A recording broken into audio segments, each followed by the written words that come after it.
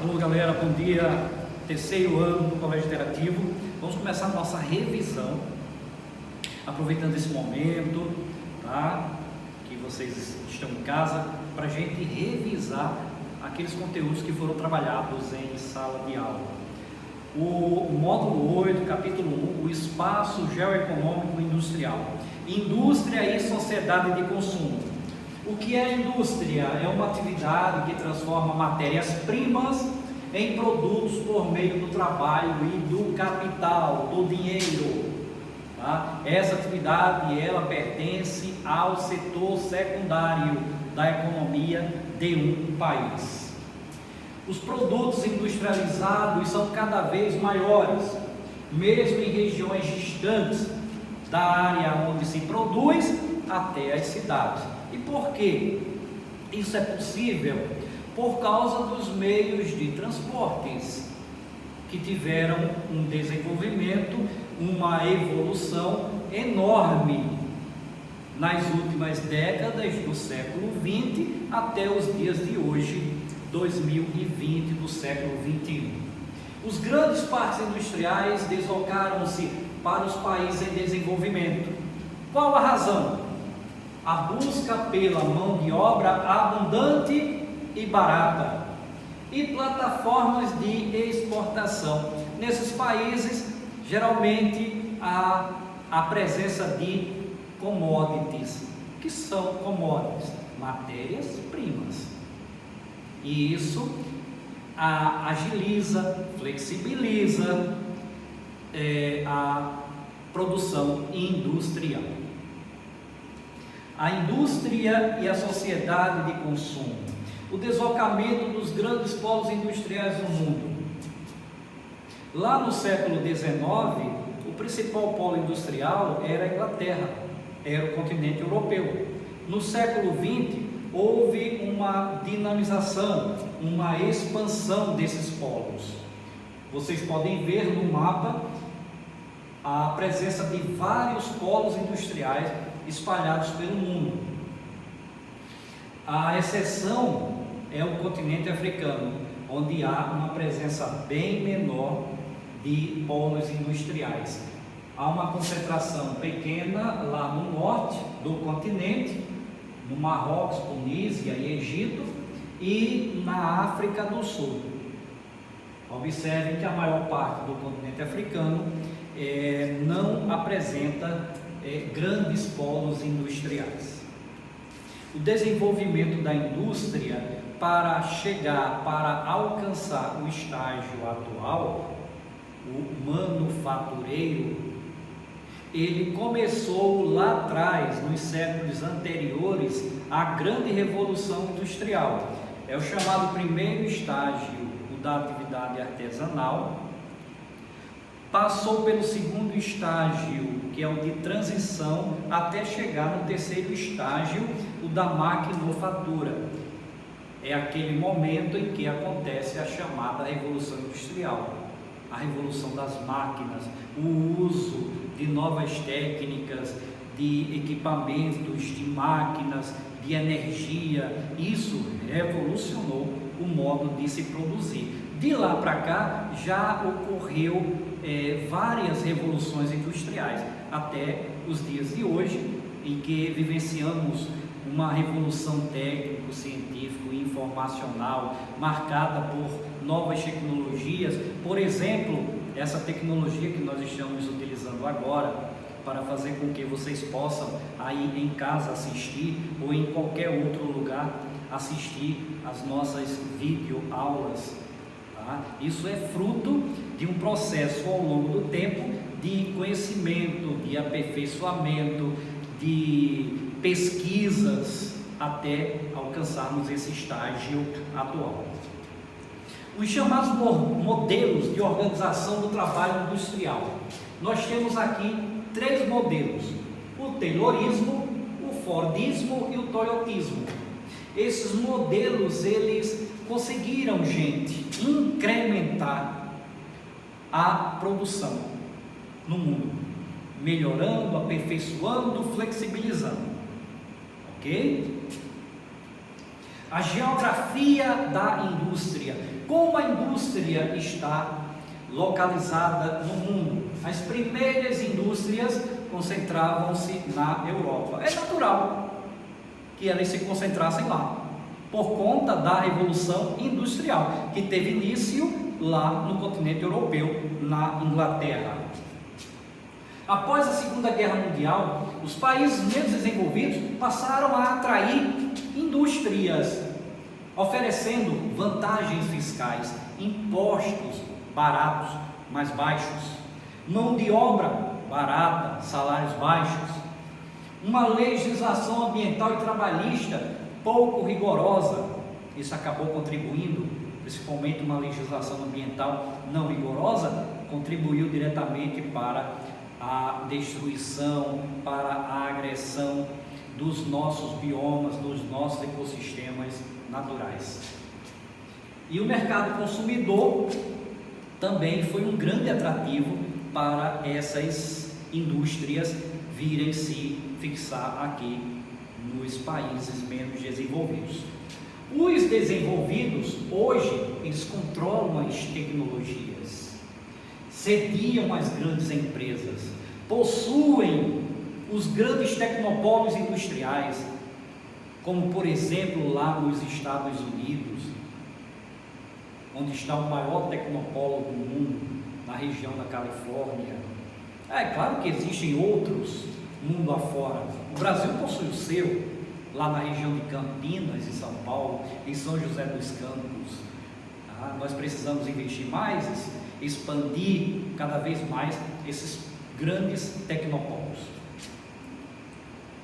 A geografia da indústria, nesse mapa vocês podem ver como as indústrias estão localizadas no mundo, em alguns continentes. Por exemplo, na Europa há uma maior densidade industrial, na Ásia o destaque vai para a China, para o Japão, para a Coreia do Sul, e aqui na América o destaque vai para os Estados Unidos e o Canadá. O Brasil, ele aparece logo depois. Tipos de indústria.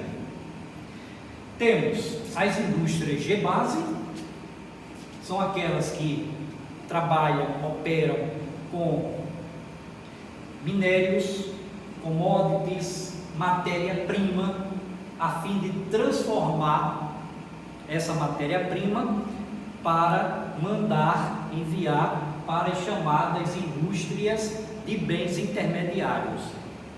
As de bens intermediários, elas irão acabar de moldar, de transformar e fazer com que os produtos cheguem até nós consumidores, as chamadas indústrias de bens de consumo. Estratégias de controle da produção.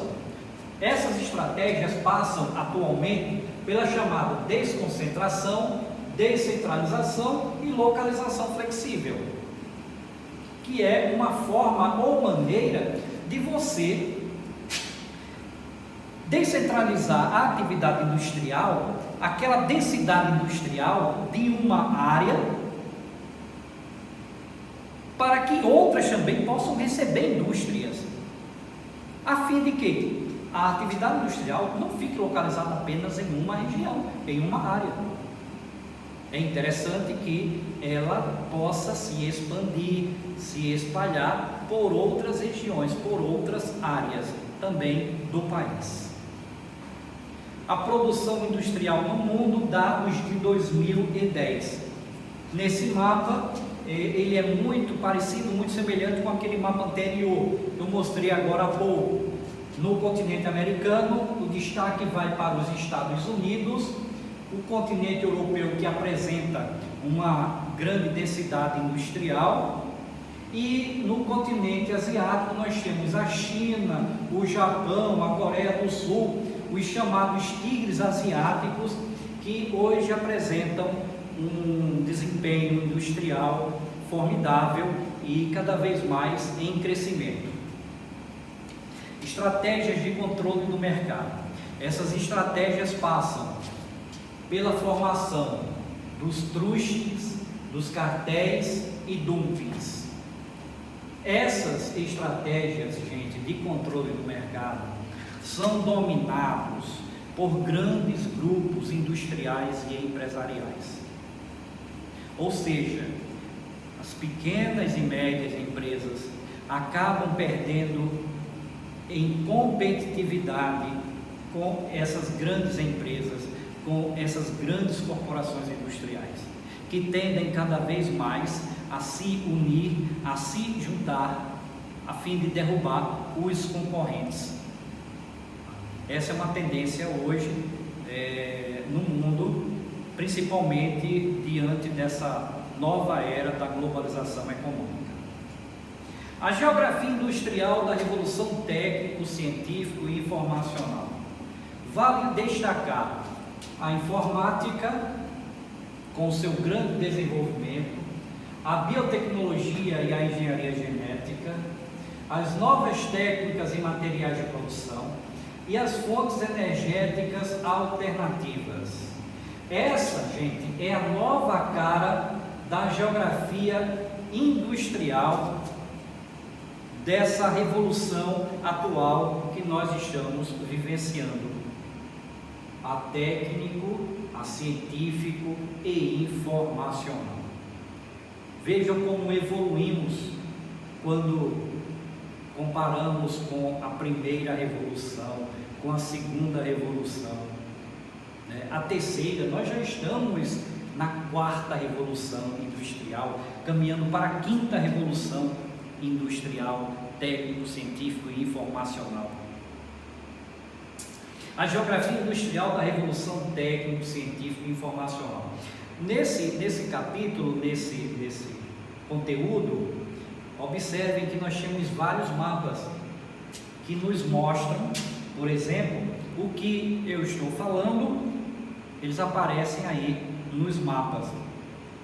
Ou seja, porcentagem do PIB, os países mais desenvolvidos do mundo, que investem bastante em pesquisa e desenvolvimento, coincidem com os países mais industrializados do planeta. Os polos tecnológicos. Nós temos união entre empresas e instituições de pesquisas. Essa é uma tendência natural e mundial. De alta tecnologia com as universidades.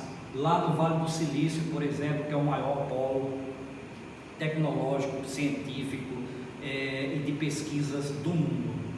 Concentração de empresas e instituições de pesquisa em áreas contíguas, próximas, incentiva as pesquisas científicas que possam agregar valor aos produtos industriais. Cada vez mais os produtos, eles apresentam valor agregado, apresentam um grande poder de monta devido às pesquisas, aos investimentos científicos e tecnológicos que fazem parte daquela mercadoria, daquele produto.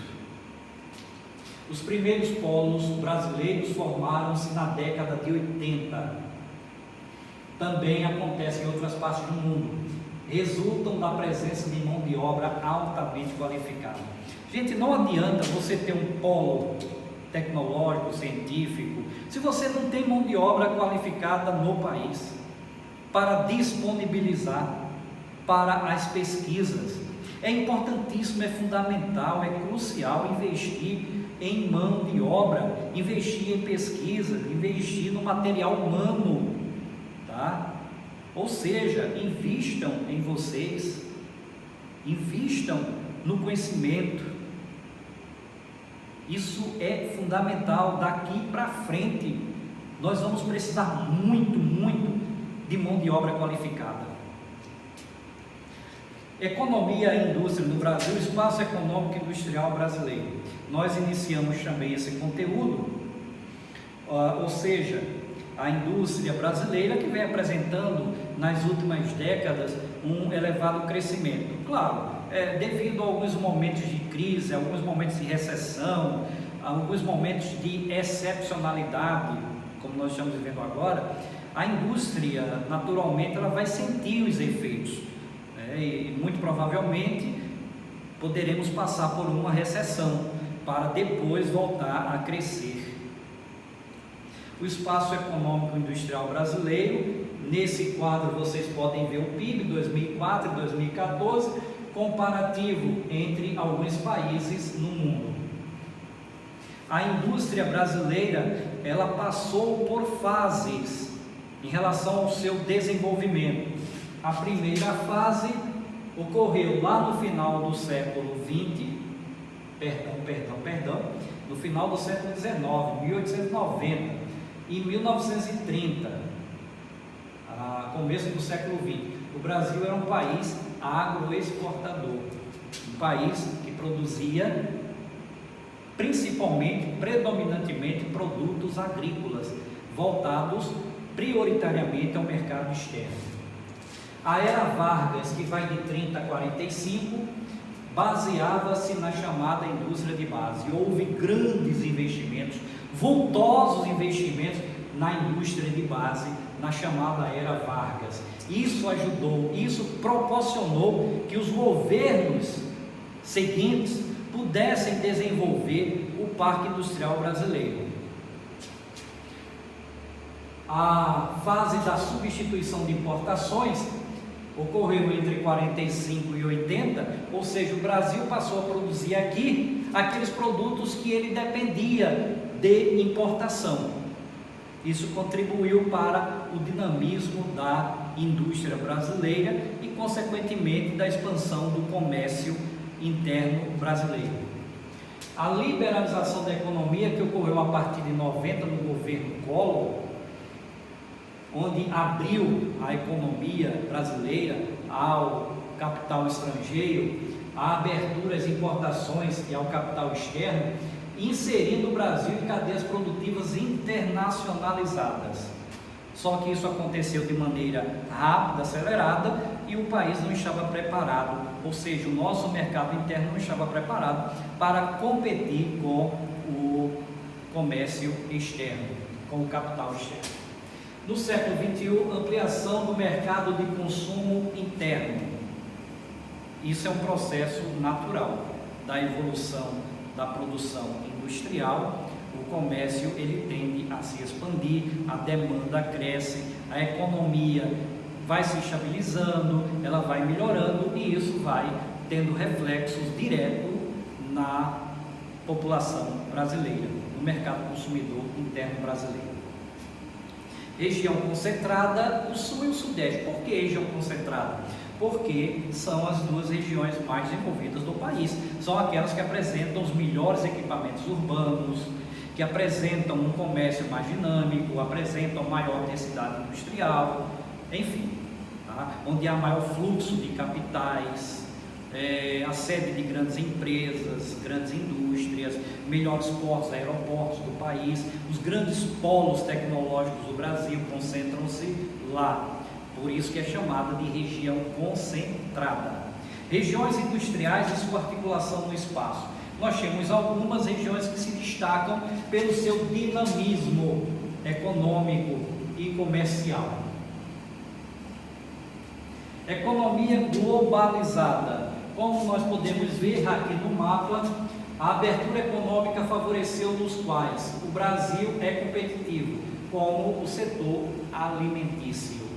A participação das regiões sul e centro-oeste aumentou, impulsionada pela agroindústria, que é um setor hoje importantíssimo para a economia do Brasil, para o nosso PIB, tem se mantido em crescimento e o Brasil hoje é destaque mundial na exportação de vários produtos agrícolas. A produção industrial é mais concentrada, sem dúvida alguma, na região sudeste e região sul, como eu falei agora há pouco, pelo fato de ser a região mais dinâmica e desenvolvida do Brasil. Os investimentos estrangeiros diretos, chamados de IED, correspondem às participações das pessoas físicas ou jurídicas no capital social de empresas no país e no capital de empresas estrangeiras. O capital estrangeiro tem interesse no Brasil em virtude do aumento de poder de compra do mercado interno e também da possibilidade de participar das novas obras de infraestrutura no país.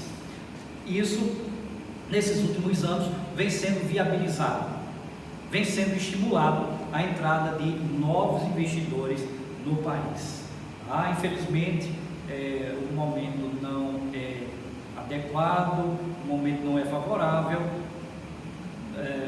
esse período de recessão vai ser uma consequência direta do que nós estamos vivenciando, e vamos esperar que isso passe logo para que o Brasil volte a fazer esses investimentos, internos no país, principalmente atraindo o capital externo. O Brasil no mercado mundial tem grande destaque com seus produtos agrícolas, com seus recursos minerais, com a sua indústria de base, tem sido fundamental para incrementar as exportações do país.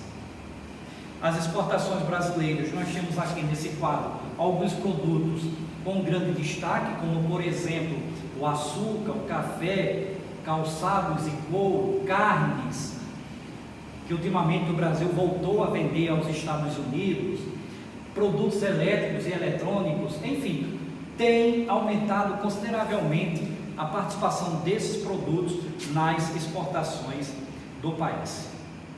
Gente, então nós paramos aqui a nossa aula de revisão, Eu espero que vocês leiam, procurem, eu vou editar as questões e mandar para vocês, para que na próxima aula nós possamos aqui resolver essas questões, tá bom?